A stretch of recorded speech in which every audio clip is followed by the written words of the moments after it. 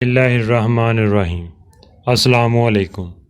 मैं हूं आपका वर्चुअल टीचर मोहम्मद नदीम इकबाल और आज हम जा रहे हैं वर्चुअल क्लास लेने, जिसमें class 10th math chapter number 2 exercise 2.8 solve करेंगे। और इस एक्सरसाइज का आज हम क्वेश्चन नंबर 4, 5 और 6 सॉल्व करेंगे और 7 भी साथ ही हम सॉल्व करेंगे। तो वीडियो की तरफ जाने से पहले हमारे चैनल को सब्सक्राइब करें, वीडियो को लाइक और शेयर करना हरगिज़ मत भूलें। तो आइए चलते हैं वीडियो की तरफ। Let's go towards the video. अब हम क्वेश्चन नंबर 4 करने जा रहे हैं, जिसमें वो कहता है कि फाइंड डिजिट, कि डिजिट फाइंड आउट करें। If the product of 5 less than 3 time a number and 1 less than 4 times number is 7। It's meaning ये है कि ऐसा डिजिट फाइंड आउट करें जिसमें से 5 कम किया जाए, इसके 3 गुना से 5 कम किया जाए और उसी नंबर के 4 गुना से 1 कम किया जाए और उन दोनों को मल्टीप्लाई किया जाए तो वो 7 की इक्वल है। तो इसके लिए मैं आपको सिंपल तरीके से बताता हूँ। सबसे पहले आपने लेट कर लेना है एक नंबर, यानी x।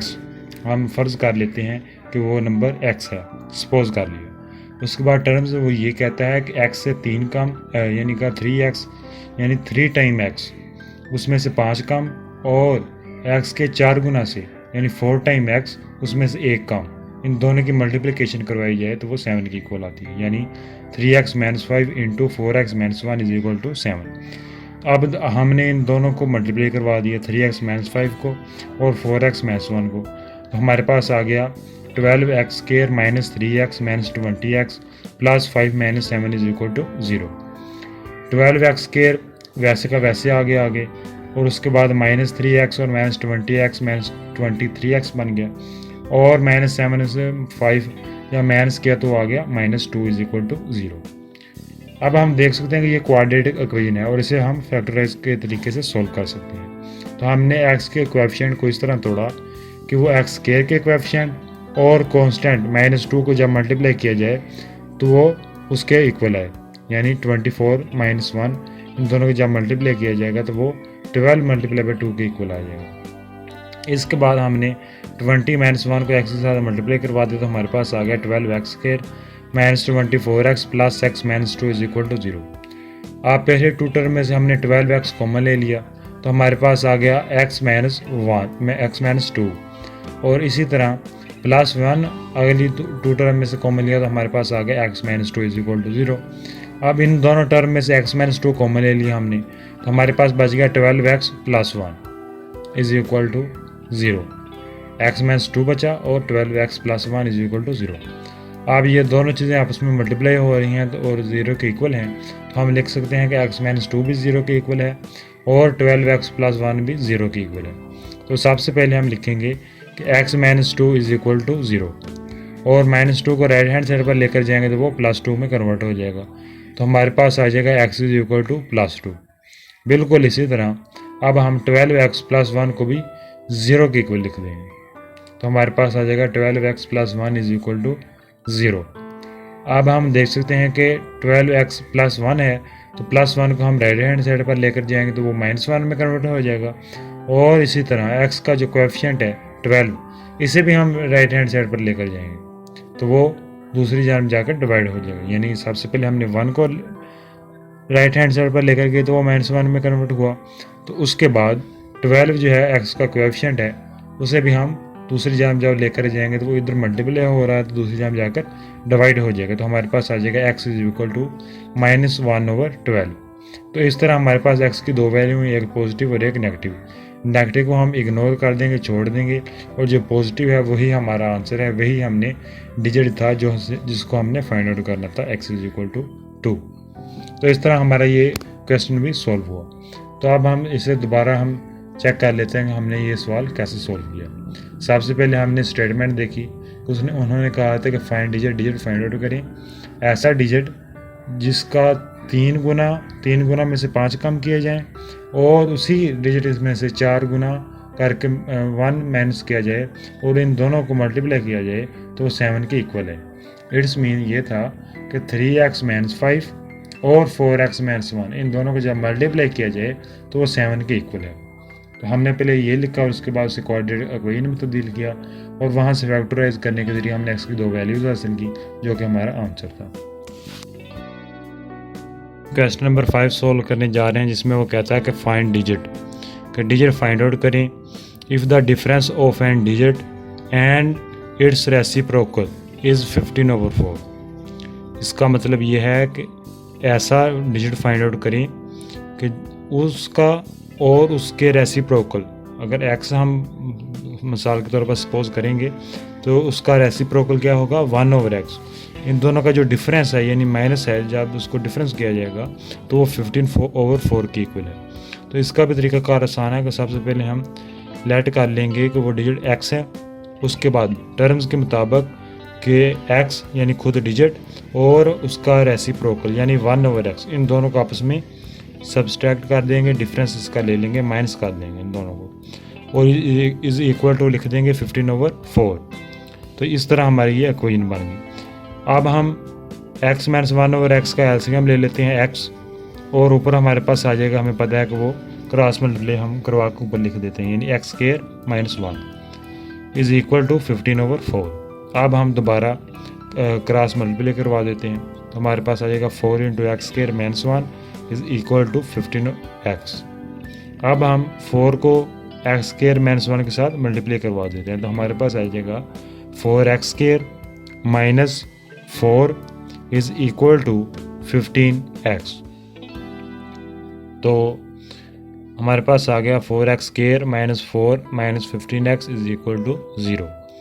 अब हम इसे दोबारा तरतीब के साथ लिख लेते हैं कि सबसे पहले हम x² का लिखेंगे वैल्यूज़ और उसके बाद x की वैल्यूज़ और उसके बाद हम कांस्टेंट लिखेंगे ताकि ये स्टैंडर्ड कोऑर्डिनेट इक्वेशन के मुताबिक जो है वो सेटअप हो जाए। तो हमारे पास आ गया 4x² - 15x - 4 is equal to 0।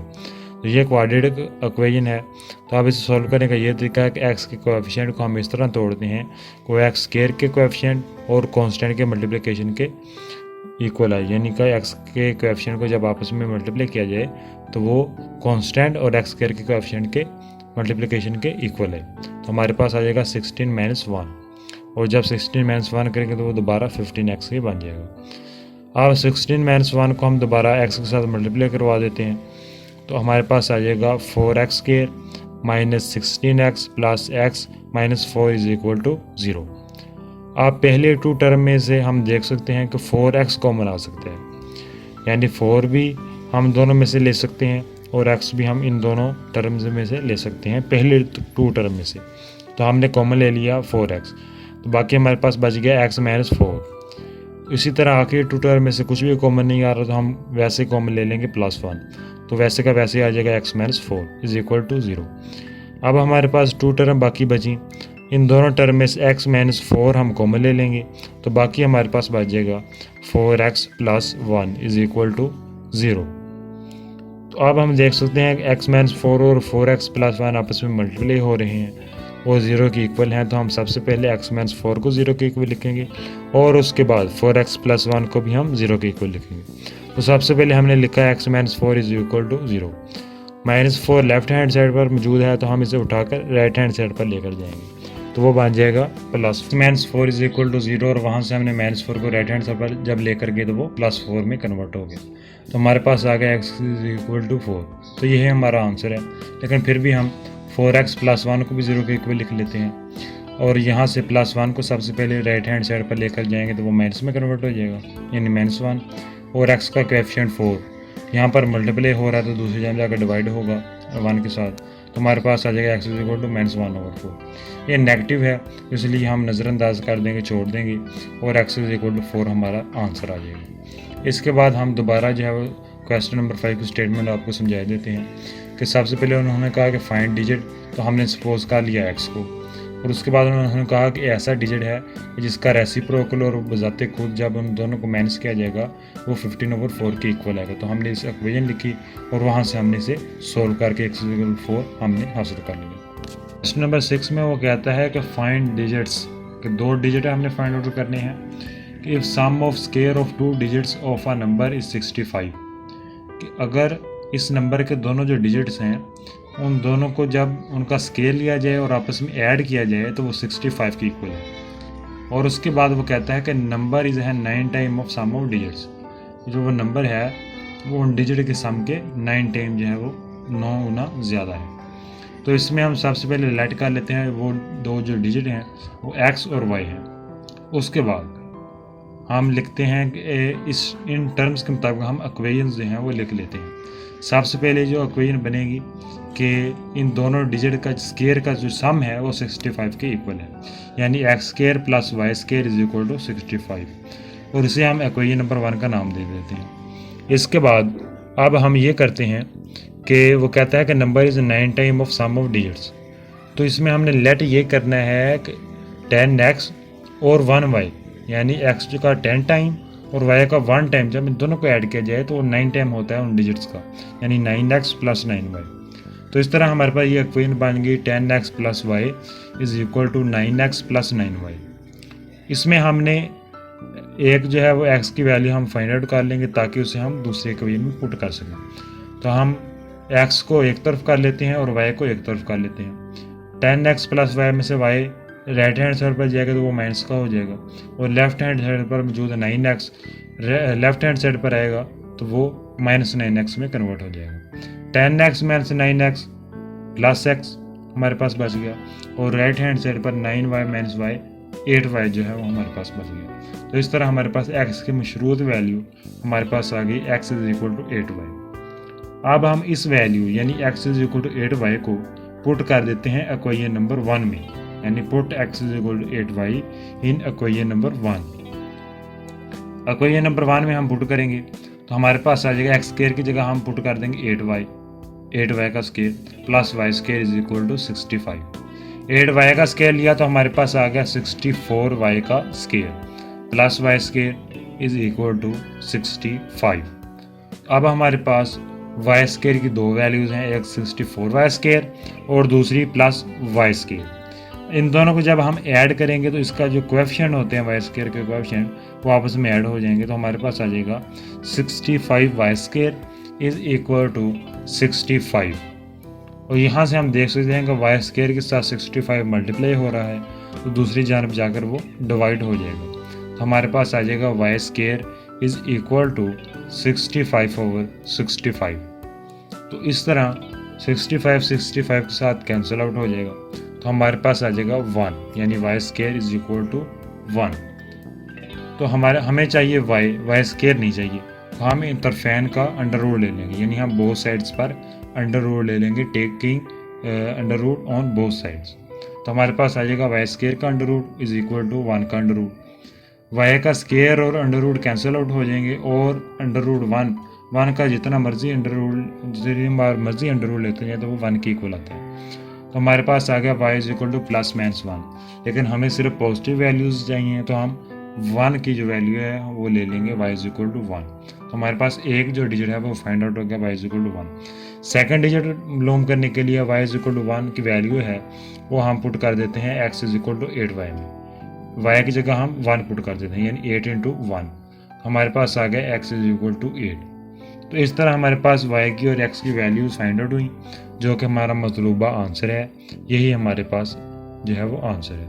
अब हम दोबारा देख लेते हैं स्टेटमेंट को कि हमने कैसे सॉल्व किया। सबसे पहले उन्होंने कहा कि फाइंड डिजिट मालूम करें, तो हमने 2 डिजिट थे इसलिए हमने लेट कर दिया तो वो 2 डिजिट x और y हैं। उसके बाद वो कहता है कि इन दोनों का जो स्क्वायर है, यानी इन दोनों को स्क्वायर लेने के बाद जब हम सम करेंगे तो वो 65 के इक्वल आएगा। तो it's mean x square plus y square is equal to. हमारे पास क्वेश्चन नंबर 7 है, जिसे हम आपको इक्वेशन बनाकर दे दूंगा, बाकी आपने खुद ही सॉल्व करना है। इसमें वो कहता है कि फाइंड डिजिट फाइंड आउट करने हैं, 2 डिजिट्स हैं हम जो। उसके बाद वो कहता है कि if sum of them is 9, जब उनको आपस में ऐड किया जाएगा तो वो 9 के इक्वल है, और इसी तरह उनका जो स्क्वायर के बाद सम किया जाएगा वो भी 9 के इक्वल है। तो ये नुक्ते के जो हैं वो मोहदात हैं, यानी वो कोऑर्डिनेट हैं, यानी x y of an point.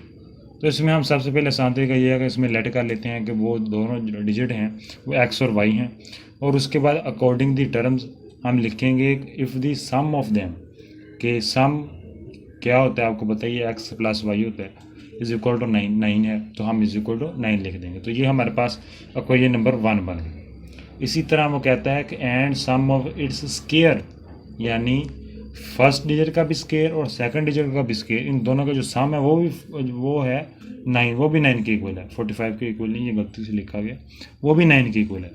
तो इसके बाद हम सोल्व करें इसे। तो इसको सोल्व करने का तरीका ये आसान है कि हम कुछ यूँ करेंगे कि x प्लस वाई में से x की वैल्यू फाइंड आउट करेंगे, 9 माइनस वाई आ जाएगी, जो मशरूत वैल्यू है उसको हम इक्वेशन नंबर 2 में पुट कर देंगे और वहाँ से हम y की वैल्यू फाइंड आउट कर लेंगे। और जो भी y की वैल्यू आएगी उसे हमने जो इक्वेशन नंबर 1 होगी उसमें पुट कर दें, तो वहाँ से हम x की वैल्यू भी फाइंड आउट करें। तो ये दोनों x और y की जो वैल्यूज़ हमारे पास हासिल होंगी वही हमारा आंसर होगा। और दोनों इक्वेशंस को हल करने का तरीका हम पहले भी सीख चुके हैं। तो इस तरह आप क्वेश्चन नंबर 7 सोल्व कर लेंगे। आइंदा आने वाले लेक्चर में हम अगले जो क्वेश्चन हैं वो हम सोल्व करेंगे।